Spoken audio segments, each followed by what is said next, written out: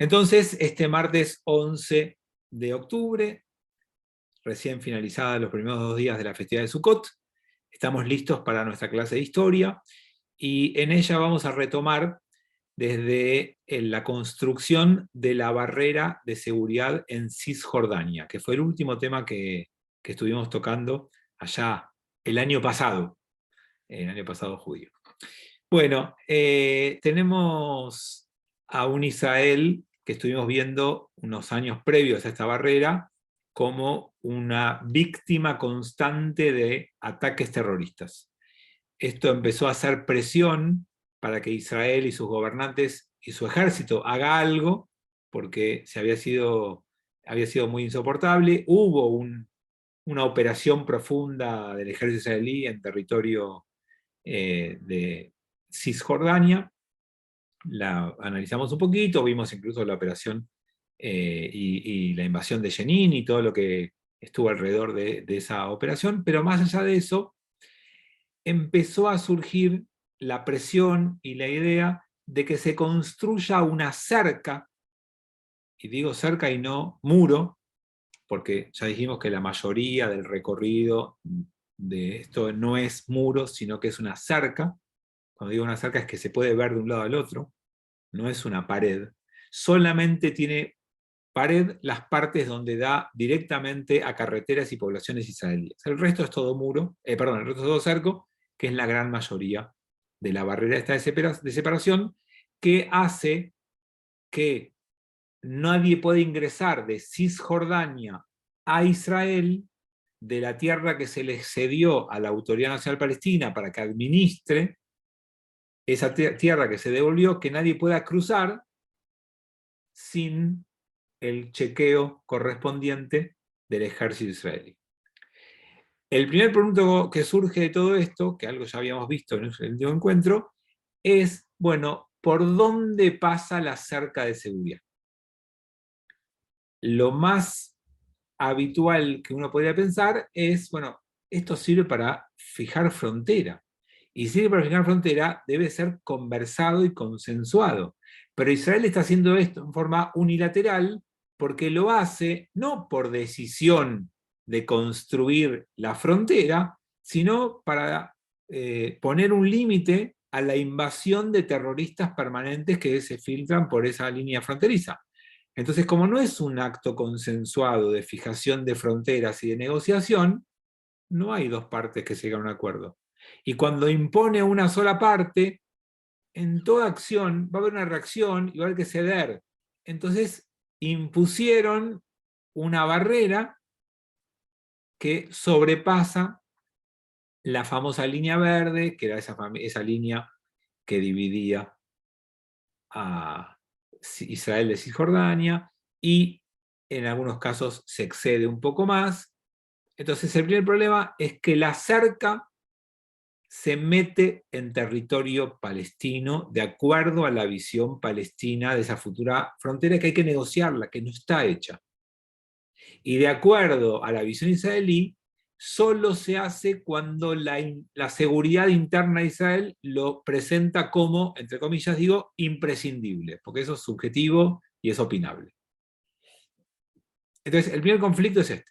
El segundo es que, además de haber trazado una cerca que según la visión palestina les quita terreno, una cerca como límite hace que no puedan pasar más libremente y haya que dirigirse a los centros de pase, a los checkpoints, a los puntos de cruce. Ya no es tan amplio. Hay algunos puntos de cruce. Y como hay que hacer un exhaustivo control sobre cada una de las personas que cruzan, eso es engorroso, es lento, porque ya no es voy a 10 minutos. Ahora es cruzo la frontera de un país a otro. Y eso nunca son 10 minutos. Pero imagínense ustedes que ustedes trabajaran en Colonia o trabajaran en Chile o trabajaran en Montevideo.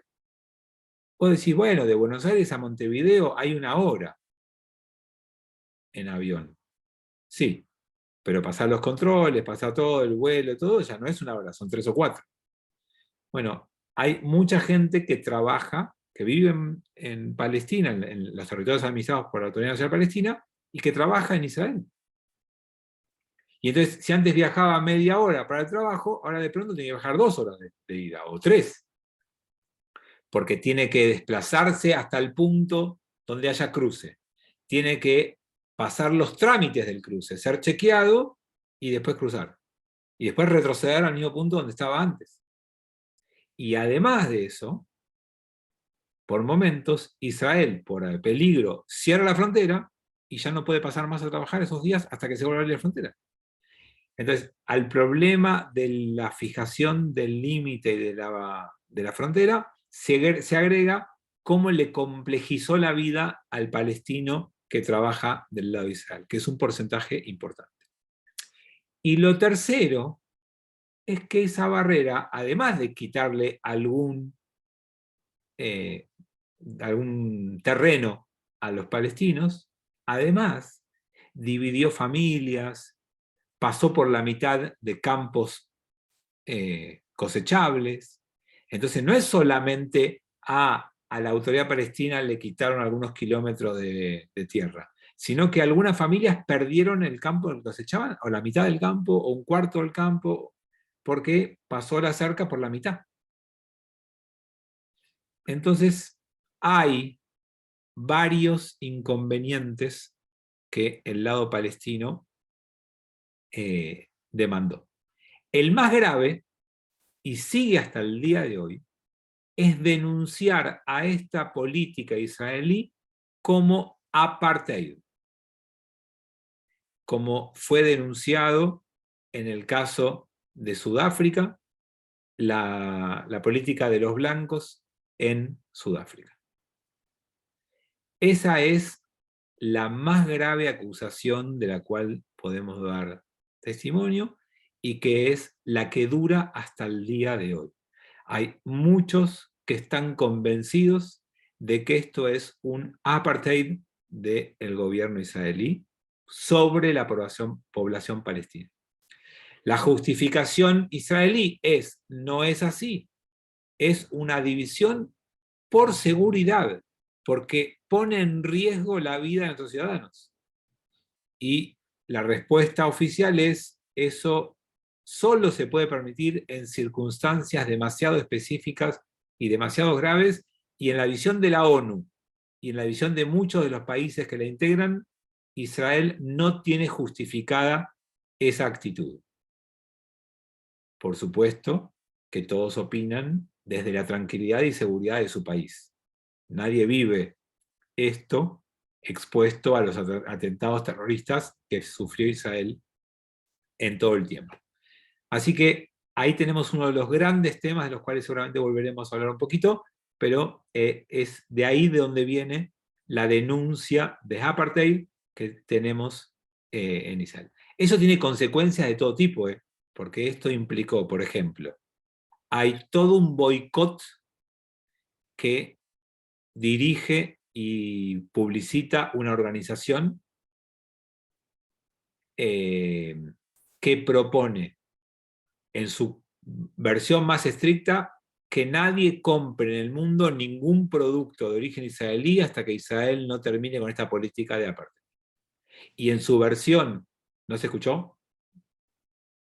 Sí, tengo conexión. Fabián, se congela tu voz, Fabián. Sí, me acaba de salir que tenía inestable internet, pero ahora volvió. Creo que ahora se escucha, ¿no? Bueno, le decía que en su versión más extrema, repito lo que dije recién, la política de estos países pide que nadie compre en el mundo ningún producto de origen israelí. Y la versión más tranquila dice que nadie compre ningún producto producido por Israel en los territorios que tiene dentro del límite de Cisjordania. ¿Vieron que hay asentamientos judíos en esa zona? Bueno, la política más racional, si quieren, es que no se pueden exportar esos productos. Mientras que algunos aprovechan para decir ningún producto. Ese boicot incluye el boicot a los intelectuales israelíes, prohibiéndoles que cualquier intelectual israelí dé una charla en ninguna universidad del mundo. Y en caso de que la universidad acepte que la dé igual, manifestarse y boicotear la charla en la entrada y durante la charla. Cosa que me imagino que habrán escuchado muchas veces. Otra de las cosas que surge de ese apartheid es manifestarse y presionar para que ningún artista internacional viaje a Israel a dar ningún concierto ni ninguna conferencia. ¿Otra vez no se escuchó? Bueno, decía que otra de las posibilidades de los pedidos de este grupo es que ningún artista ni ningún conferencista del mundo viaje a Israel a dar una charla, una conferencia o a brindar algún espectáculo. O sea, todos los boicots que puedan, desde lo económico, desde lo cultural y desde lo político, generarle a Israel va a ser hecho sosteniendo que Israel es un Estado apartheid por esta política que tiene respecto a la valla o cerca de seguridad. Esa es la situación que empezó en estos años del 2003, 4, 5, un poquito más de precisión, y que sigue vigente hasta el día de hoy. Como contracara, el gobierno israelí puede mostrar claramente que desde que construyó la cerca, disminuyeron violentamente o drásticamente los atentados. La eficacia del cerco o la coincidencia entre el cerco y la baja de atentados es inmensa. Entonces, si en el 2000 había unos 70 atentados que se podían registrar hasta el 2003, que es cuando se hizo parte de esta valla, bueno, del 2003 al 2006, 3 años igual, miren de la cantidad de tiempo, en lugar de 70 hubo 12. Miren la diferencia inmensa entre una situación y la otra. Y lo único que cambió fue el cerco. Entonces, claramente, Israel se quedó fija en su postura de sostener este cerco porque realmente le trajo una calma interna muy importante. Pero le trajo muchos conflictos diplomáticos con el mundo, le trajo muchas pérdidas económicas, además de la construcción de la barrera, con todo el costo que implicó, le trajo muchas pérdidas económicas por los boicots y por la situación que les generó. Entonces, tenemos todo ese nivel de críticas, hay toda una movida de los derechos humanos de la comunidad internacional que yo ya se los dije alguna vez, pero no me voy a cansar de repetirlo porque para mí es clave. Todo país, o toda ONG, o toda persona que denuncie los derechos humanos violados por Israel a los palestinos, y solamente denuncie esos derechos humanos, y no denuncia a ningún otro país, ni a ningún otro gobierno por violar derechos humanos, es un acto claro de antisemitismo. Esto que no se escuchó es un acto claro de antisemitismo. Yo acabo de decir que todo país, o toda ONG, o toda persona que haga una denuncia pública de lo que hace Israel como violación de los derechos humanos, y solamente denuncia a Israel como violador de derechos humanos, y a ningún otro país, ni a ninguna otra región donde esto pase, es nada más y nada menos que antisemitismo puro. No es derechos humanos. Porque si te preocupan los derechos humanos, te preocupan los derechos humanos en Venezuela, en Cuba, en Rusia, en China, en Israel. Y entonces te manifestas por igual en todos. Si solamente te preocupan los derechos humanos que viola Israel, solamente estás cometiendo antisemitismo y lo disfrazás de antiisraelismo y te querés hacer el políticamente correcto que pensás en los pobres seres humanos que sufren, que los hay, pero que no son los únicos que sufren en el mundo. ¿Sí, Roberto? Sí, la pregunta es, porque la causa por la cual existe el cerco son los atentados. y no aparece esto dentro de la preocupación internacional de cómo se puede evitar los atentados, que son lo que provocó la construcción de la cerca. No es al revés, Tal cual. Sí, sí. Pero que digo que la viene del Líbano. ¿Es una política de Estado en el Líbano o son grupos que debieran ser controlados por el gobierno del Líbano? no estamos hablando del Líbano. Esto ocurre desde Cisjordania. Es de Cisjordania, perdón. Estaba pensando en el límite del Líbano con Israel que se arregló esto. Sí, el límite marítimo fue el que se arregló. Marítimo. Tal cual. No, lo que estamos hablando es que en Cisjordania proliferan los grupos terroristas y hay muchas milicias organizadas, y el gobierno decide no controlarlas porque eso le jugaría en contra políticamente. Ahora, si el gobierno quiere hacerse cargo del gobierno, debe desarmar a toda milicia organizada, porque solamente puede haber un grupo armado, que es la policía local, que es lo que tiene autorización para tener. No pueden tener ejército, pero sí policía. Y por supuesto que no lo hacen, porque no quieren enfrentarse a la propia operación, porque no quieren pagar los costos, porque prefieren que sean ellos los que atacan al gobierno israelí, por un montón de razones. Pero claramente la responsabilidad es de la Autoridad Nacional Palestina, que es la que tiene el monopolio de la fuerza interna como cualquier otro Estado. Pero acá en este punto yo me refería más que a la misma Autoridad Nacional Palestina, a la actitud hipócrita de muchas ONGs y de muchos países, que no condenan derechos humanos en ningún lugar y solo condenan en Israel. Y eso es claramente un acto antisemita. Pero a la OLP en el fondo le sale bien, porque ellos no hacen nada, de alguna manera promueven que existan estos atentados, y el mundo no condena los atentados, sino condena a Israel. O sea, a ellos les sale bien la cosa desde el punto de vista internacional.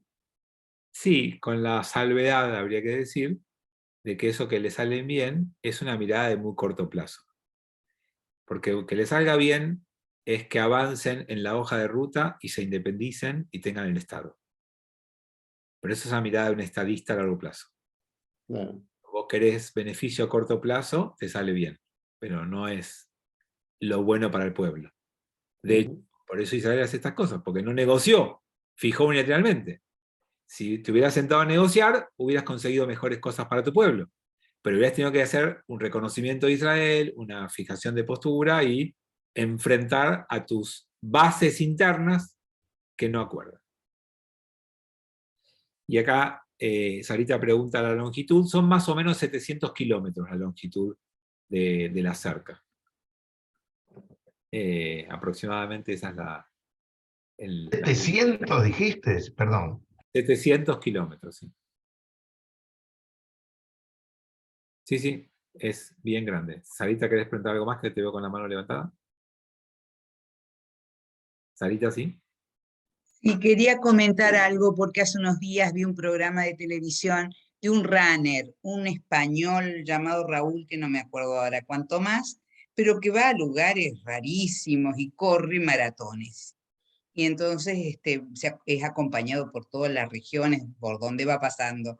Estuvo en Israel, yo no lo vi, y a la semana él comentaba, estaba en los territorios de estos palestinos, y mostraba el muro, así lo llamaba, y el muro lo descalificó en todas las formas posibles, hablaba de los boicots, hizo una cantidad de propaganda antisemita impresionante. Y yo decía, bueno, este tipo al final del programa dijo, estuve ya en Israel y a ambos lados la gente quiere paz.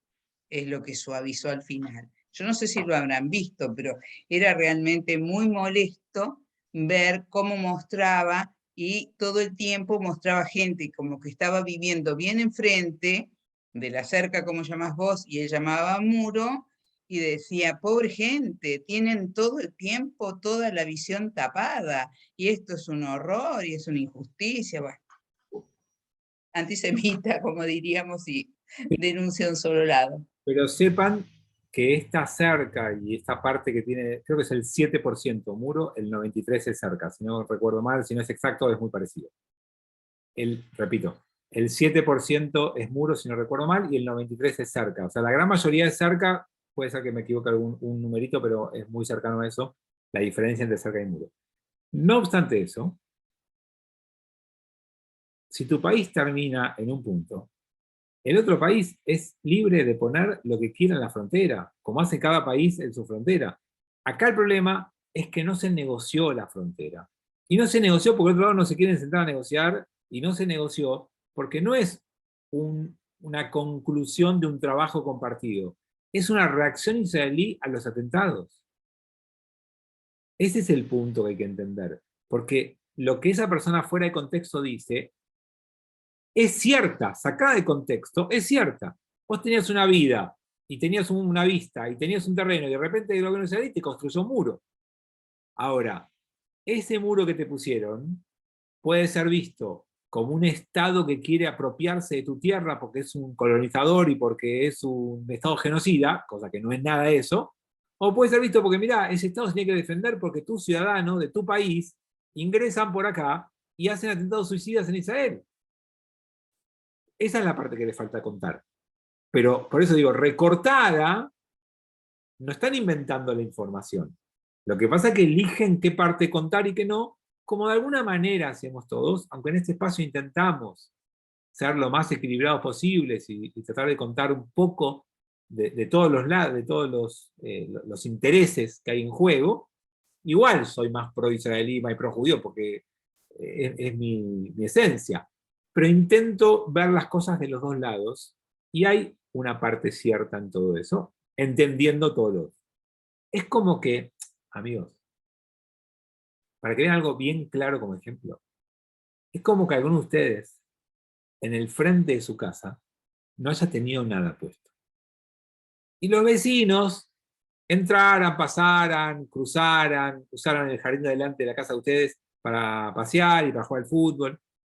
Y después de varios robos que les hicieron en la casa, ustedes deciden poner un muro en la puerta de la casa. Y lo pusieron. Y el vecino dice, pero pará, si mis hijos juegan a la pelota, ¿y qué te molesta? No, ahora puse un muro porque tengo ladrones que me roban. Ah, pero no seas exagerado. No, pero ya me robaron 3 veces. Entonces, es la misma discusión. El otro me dice, pero si siempre jugué a la pelota ahí en el frente. Bueno, pero yo antes no tenía robos y ahora tengo robos. Entonces no quiero que entre más ladrones. Todos haríamos lo mismo. Cualquiera de nosotros, si siente que está en juego la integridad de tu familia, no dudarías en construir lo mismo. Y todos los que critican eso ponen su seguridad en la puerta de su casa. Entonces, también hay que ser un poquito más honesto a veces y entender que las cosas no se hacen por capricho o porque somos malvados, sino que pasan por este tipo de cosas. Bien, les quería dar... Fabián, se congela todo el tiempo. Alguien te está boicoteando la No, tengo... charla. Me sale que en mi casa hay como una conexión inestable que cada tanto pasa porque vivimos en Argentina y los servicios no son de calidad. ¿Se pudo escuchar más o menos hasta acá? Sí. Bien. Quería darles un poquito los datos, perdón, las fechas, que alguno no sé si preguntó, pero yo quería ordenarnos un poquito con eso. El primer ministro que aprueba la construcción de la cerca se llama Ariel Sharon. Ariel Sharon logra que el gabinete apruebe el plan para construir esta cerca en el 2002. Es decir, abril, tipo, más o menos al comienzo del 2002 se aprueba. Y más o menos a mediados del 2002 se dice que se va a construir esta cerca, pero a fines del 2002 casi no se había hecho nada. Quizás, interpretación posible o no, quizás el gobierno intentó que con la declaración alcance para que la autoridad palestina ponga más orden, porque a la autoridad palestina no le convenía la cerca. Entonces la declaración, estoy repitiendo, la declaración de que se va a construir la cerca, tal vez fue un intento de que la autoridad palestina dome, controle a sus fieras. Como no pasó, algunas localidades vecinas de los palestinos empezaron a construir la cerca por su cuenta, para empezar a ellos mismos poner una barrera fronteriza y mejorar sus niveles de inseguridad. Para el 2003 había construido más o menos un 20% de la cerca. Más o menos, a grandes números. Y para el 2004 se siguió avanzando bastante más, y ya empezaron los pedidos de revisar la trayectoria de la cerca. Y empezaron a haber presentaciones de todo tipo, desde públicas y masivas hasta judiciales. Y la Corte Suprema de Israel, en algunos casos, obligó a retrasar el cerco y la frontera por donde pasaba. O sea que hubo diferentes instancias para que esto se pueda ir avanzando, y el gobierno se vio obligado a hacer algunas modificaciones. No todas las que debiera haber hecho, pero sí algunas. Y hubo cosas muy complicadas. Para que sepan, uno de los que estaba en las ciudades muy afectadas fue Calquilia, no sé si uno la conoce, la escucha, fue una de las zonas que más protestó y se quejó, pero ya más o menos para el 2005 podemos hablar de una ruta de la barrera y una aprobación de un plan completo. Al mismo tiempo, que vamos a hablar un ratito, se decretó la retirada unilateral de Gaza. O sea, mientras estaba el problema con Cisjordania, con la Autoridad Palestina del Norte, con toda esta cerca de seguridad, venía en paralelo Sharon lidiando con un problema con Gaza, que no era el mismo. No había problema de incursión de Gaza, porque en Gaza hay un cerco. Gaza está rodeada, no tiene contacto con Israel. Solo se puede pasar por los pasos fronterizos. ¿Cuál era el problema?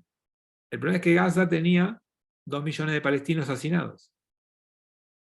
Y si los tenés bajo tu jurisdicción, tenés que darle derechos, tenés que darle el voto. Y meter 2 millones de palestinos en Israel y que voten, no era una opción. Y como no había con quién negociar un acuerdo, Sharon decretó en el 2005 la retirada unilateral de Gaza. La vamos a hablar en profundidad en un ratito, pero todo esto pasó en el mismo momento que estamos hablando del cerco, que incluye no solamente las ciudades árabes de Cisjordania, sino Jerusalén Este. Jerusalén Este es parte del cerco que se construyó. Y allí también atraviesa varios barrios árabes. Y como Israel trazó esta cerca unilateralmente, la desvió un poco para meter adentro de Israel algunos asentamientos muy grandes, los más grandes, Maale Adumim y Gush Etzion.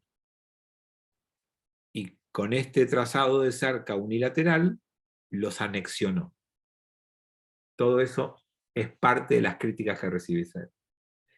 Y algunas de esas críticas se entienden. No son todas locuras, ni todo antisemitismo. Hay algunas críticas. Entonces, a partir del 2004, la ONU empezó con las exigencias y muchos países lo mismo. Y como ustedes saben, el país que más logró frenar o vetar resoluciones en contra de Israel fue Estados Unidos. Hubo algunas resoluciones de vuelta. El país que más logró ayudar, frenar y o al final vetar resoluciones en contra de Israel fue Estados Unidos, que logró algunas pararlas y otras no logró pararlas y después la tuvo que vetar para que no le jueguen en contra a Israel, como hubiera sido el interés en muchas de esas resoluciones. Por otro lado, ¿qué opina la población israelí del cerco de seguridad? No hoy, sino en aquel momento. en el 2004 se hicieron algunas encuestas en Israel de qué opinión tenían respecto a esto. Y las encuestas dieron, por ejemplo, en Tel Aviv, el 84% de la población aprobaba el cerco de seguridad. Y otra encuesta dio el 78%. O sea que calculen que el 80% de la población de Tel Aviv aprobaba la construcción del cerco. O sea, no había dudas que para Israel era algo que los políticos iban a avanzar porque la población estaba de acuerdo. Bien, llegado a este punto, voy a introducir un poquito más a Ariel Sharon, del cual un poquito venimos hablando. Algunos de ustedes saben cosas de él, pero es un personaje de esta época tan importante que quiero hablar un par de cosas para unificar lo que veníamos hablando. Lo primero que voy a decirles es que Sharon, como la gran mayoría, no todos, la gran mayoría de los primeros ministros de Israel, hizo su carrera en el ejército y ya peleó en la guerra del 48. Y tanto como soldado, como después como oficial y comandante, participó de las diferentes guerras de Israel y estuvo en todos los cargos del ejército. Su carrera es, como la de mayoría, básicamente militar. E ingresó a la política cuando se retiró del ejército, allá por la década del 70. Y entró en la política de mano del Likud, el partido de Menachem Begin, el partido de derecha de Israel. Y ocupó diferentes ministerios en los diferentes gobiernos del Likud, y fue parte de toda esa estructura del de los ministerios, y por supuesto ocupó el cargo de ministro de Defensa, como buen militar, y ocupó el cargo del Ministerio de Defensa, que le trajo tantos conflictos con el Líbano. Acuérdense, esto ya lo vimos, que Sharon fue acusado y después encontrado con responsabilidad personal en lo que pasó en Sabra y Yatila, en las dos aldeas del Líbano, en la guerra del 82. Y entonces hay una recomendación de que sea destituido y de que no tenga papeles importantes más en adelante. Pero fue recomendación, no fue obligado a implementarse, no fue una resolución. Entonces avanzó y se transformó en el líder del Likud y fue elegido primer ministro en el 2001, derrotando a Barak, Ehud Barak, después del fracaso de sus negociaciones en el 2000. Si recuerdan, yo hago estas cosas para ubicarlos en los tiempos de lo que venimos hablando. O sea que fue primer ministro de Israel desde el 2001 hasta el 2005-2006. Ahí dejó de ser primer ministro, les voy a recordar por qué. Entonces, como primer ministro, enfrentó la intifada, que fue lo que fuimos viendo, los levantamientos que empezaron cuando él caminó allá por la explanada, y eso generó todos los levantamientos, lideró el tema de la retirada de Gaza y la construcción del cerco. Pero empezó a tener mucha oposición política dentro del Likud. Lo empezaron se empezaron a oponer mucho a su política. Entonces tomó una decisión que fue central en la política israelí, y a esto quería llegar, y es que en el año 2005 abandonó... Uy, me congelé. Volví. Tomó una decisión central en la política israelí, y es que en el 2005 abandonó el Likud, el partido con el cual había llegado el gobierno. Y dejó el Likud para fundar un partido político nuevo en Israel que se llamó Kadima. Fue un caso muy raro en la política israelí, desplazando a los dos grandes partidos en ese momento, Abodá y Likud, que eran los grandes constructores de la política israelí, y él quiere fundar un camino del medio, un partido de centro, tipo Massa. Quería lograr un camino, un partido de centro, y funda Kadima, que significa Kadima, adelante. Y empieza una nueva campaña de elecciones y la propuesta de Sharon es hacer en Cisjordania lo mismo que hizo con Gaza. Sacar a Israel de la mayoría del territorio de Cisjordania. Esa fue la propuesta con la que se presentó en las elecciones. ¿Y qué pasó? Sufrió un derrame cerebral. Y entonces cuando sufrió el derrame cerebral, que esto fue en enero del 2006, por eso cuando yo les dije gobernó hasta el 2005-2006, es porque en enero del 2006, cuando yo les dije, te repito, cuando yo les dije que gobernó hasta el 2005-2006, es porque en enero del 2006 sufrió un derrame cerebral. Ese derrame lo tuvo en estado vegetativo hasta que murió en el 2014. Del 2006 al 2014 estuvo en estado vegetativo.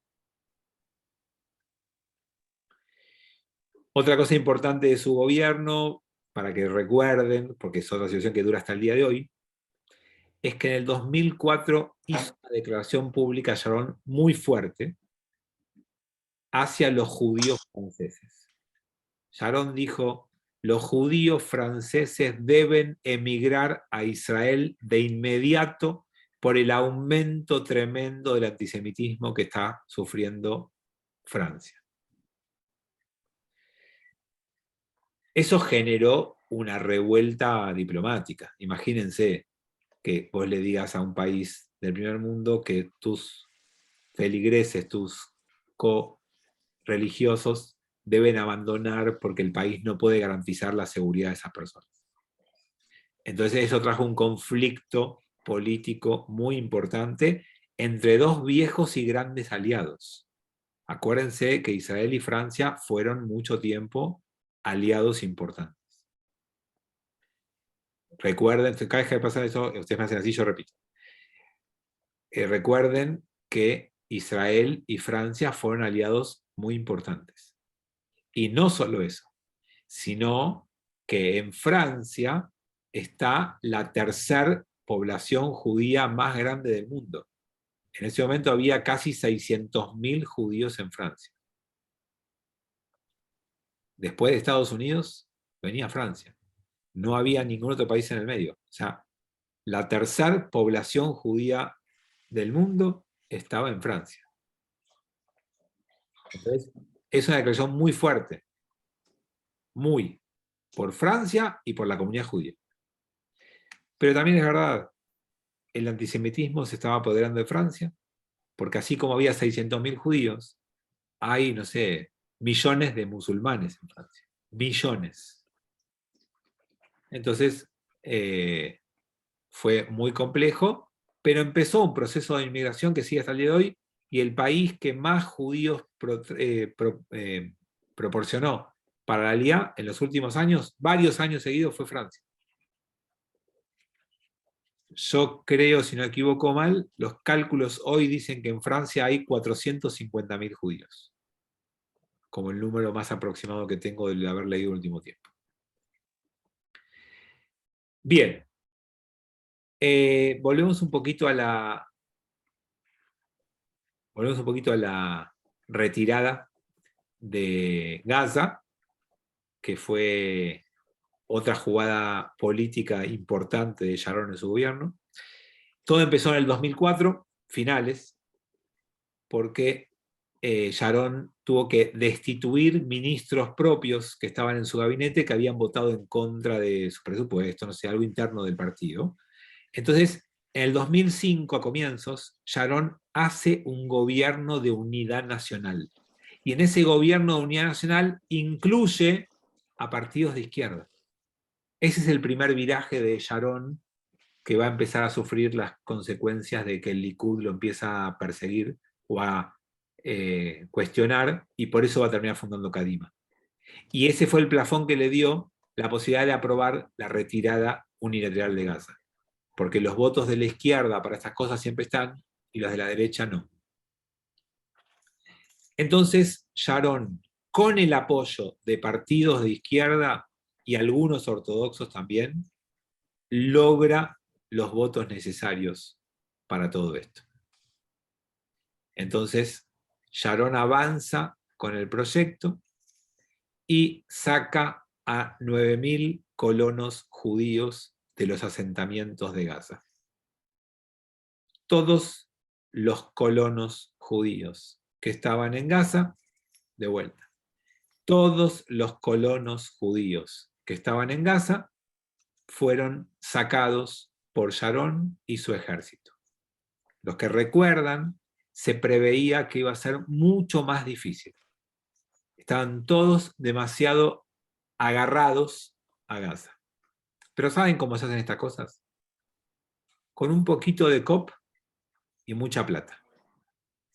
Entonces, se les ofrece a todos los que se les expropia la propiedad, porque estaban viviendo en sus casas y las pierden, se les ofrecen beneficios impositivos, tierras fiscales, en muy bajo costo, con mucha facilidad de pago, con muchas cuotas, casi sin interés, y bueno, entonces la persona ve que tiene una propiedad que no va a valer nada, y que tiene la posibilidad de comprar otra, que se la van a dar en condiciones inigualables.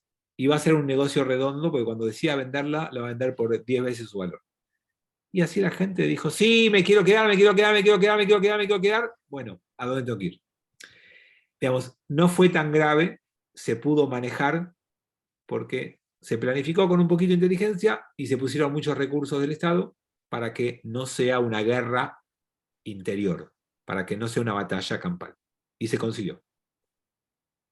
Y así fue como se pudo desalojar y entregar. Y lo último que les digo para cerrar el encuentro de hoy, es que había en Gaza varios proyectos de granjas de invernadero, de mucha tecnología, porque todo se hizo con dinero que donó la comunidad judía de Estados Unidos.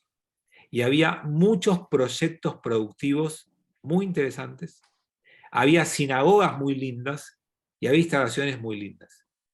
Cuando Israel se retira, le dona a las autoridades de Gaza todas las instalaciones.